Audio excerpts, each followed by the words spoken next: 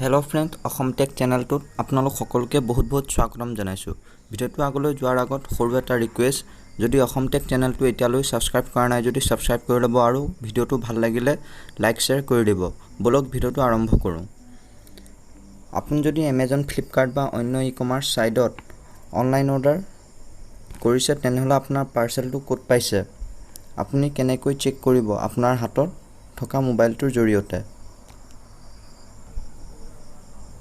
যদি আপোনাৰ পাৰ্চেলটো ডেলিভাৰী কুৰিয়াৰত শ্বিফ্ট হৈছে, চেক কৰিবলৈ আপোনাৰ মোবাইলৰ ক্ৰম ব্ৰাউজাৰটো অ'পেন কৰি ল'ব।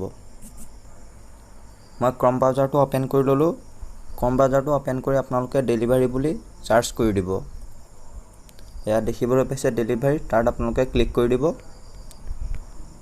ক্লিক কৰাৰ পিছত আপোনালোকে ওপৰত 3 ডট আছে, 3 ডটটোত আপোনালোকে ক্লিক কৰি পেলাই ডেস্কটপ ছাইট অন কৰি ল'ব।